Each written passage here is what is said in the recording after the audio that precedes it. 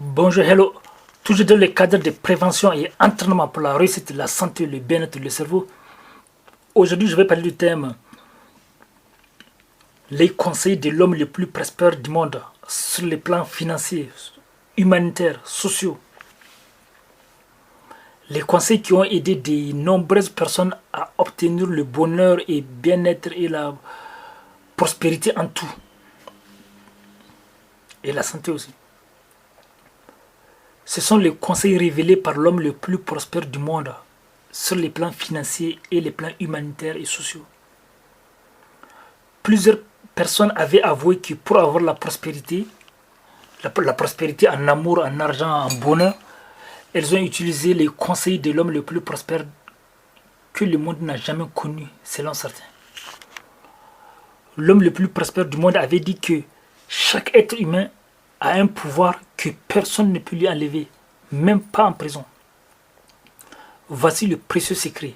À noter. Le voici. Écoutez bien.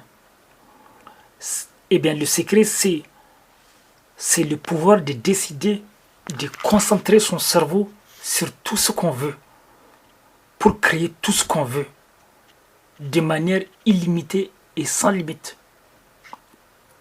La seule condition est de croire qu'on est capable et de se concentrer dessus. Il faut les deux. La seule limite est celle qu'on se fixe.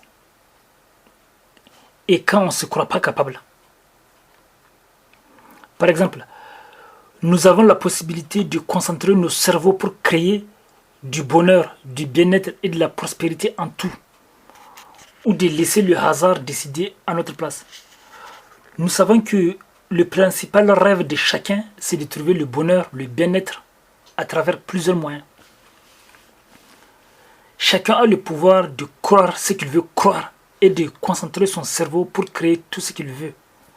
Mais reste à savoir, voici une question importante, reste à savoir, qui décide de ce sur quoi on va se concentrer?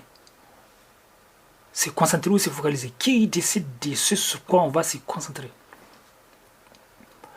Le plus souvent, les idées reçues et nos entourages nous conditionnent de manière inconsciente.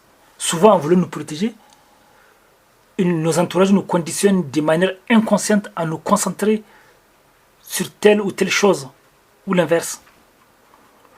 Il y a 3 cas au minimum. Soit les idées reçues et nos entourages nous conditionnent à ne pas nous concentrer sur les rêves très très ambitieux. Soit les idées reçues en deuxième lieu, soit les idées reçues et nos entourages nous conditionnent à nous concentrer sur les rêves très très ambitieux. Puis en troisième lieu, il y a certains de nos amis qui, eux, prennent conscience et font des choix opposés au conditionnement. Par exemple, il y a certains de nos amis dont leur entourage et les idées reçues leur disent que la prospérité n'est pas importante, mais ils choisissent de refuser d'écouter leur entourage et les idées reçues. Ils se disent que c'est important et du coup, ils se concentrent sur la création de la prospérité sur tous les plans. Par exemple, sans critiquer les valeurs des gens. La vérité est un pays sans chemin, chacun fait son choix. On ne sait jamais entre les riches et les pauvres qui a compris la vie ou qui n'a pas compris. On ne sait jamais entre les hommes et les femmes qui est fautif dans les séparations. La vérité est un pays sans chemin. Donc, par exemple, pour revenir, sans critiquer les valeurs des gens, la raison pour laquelle beaucoup de gens ne sont pas propriétaires des maisons de leurs rêves à 20 ans, sans crédit, c'est juste qu'en voulant les protéger, leur entourage et les idées reçues les ont conditionnés à ne pas se concentrer sur la création de prospérité. On leur a répété que l'essentiel c'est de payer les factures. On ne leur a pas répété que l'important c'est d'avoir sa propre maison à 20 ans sans crédit. Il n'y a pas de jugement de valeur. Je répète, c'est à vous de décider ce sur quoi vous allez concentrer vos cerveaux sur la création du bonheur, de la prospérité, de l'amour, de l'argent ou de l'humanité, que ce soit ce que vous voulez. il est important de savoir que pas de concentration, pas de résultat extraordinaire. Donc, zéro concentration, zéro résultat extraordinaire. Donc, si tu ne te concentres pas pour réaliser tes objectifs, tu ne vas pas avoir des résultats extraordinaires. Donc, si tu ne te concentres pas sur tes objectifs, tu ne vas pas devenir vrai expert ou vrai spécialiste. La seule raison pour laquelle tu n'as pas ce que tu veux, c'est parce que tu n'es pas concentré avec certitude pour trouver la solution sur le comment réussir. Par exemple, si tu veux devenir spécialiste des relations sociales ou amoureuses, il suffit de te concentrer avec certitude pour trouver la solution qui va te permettre de devenir expert en relations sociales ou amoureuses. Si tu veux devenir millionnaire, il faut te concentrer avec certitude pour trouver la solution qui va te permettre de devenir millionnaire. Dans ce cas, ton cerveau va te dire les activités qui vont te permettre de devenir millionnaire. Il va te dire que c'est presque impossible de devenir millionnaire en étant salarié, sauf si tu fais des affaires ou des activités artistiques ambitieuses en parallèle de ton travail. Puis, par exemple, on conditionne les gens pour se concentrer à avoir des comportements qui empêchent ou retardent la réalisation des objectifs ambitieux. Par exemple, on dit aux enfants de ne pas poser des questions, au lieu de les encourager à être curieux. Car la curiosité est l'un des atouts des gens qui ont le bonheur et la prospérité en tout. Ils sont curieux, ils ne sont pas fermés d'esprit, ils testent tout avant d'accepter ou de rejeter.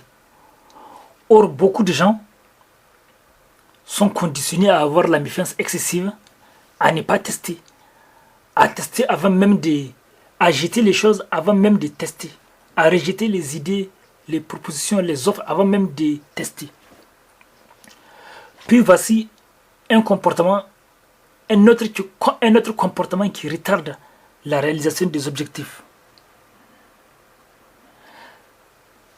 Certains rabaissent les autres en voulant les protéger, en leur disant « faut être discret, tu n'es pas le centre du monde.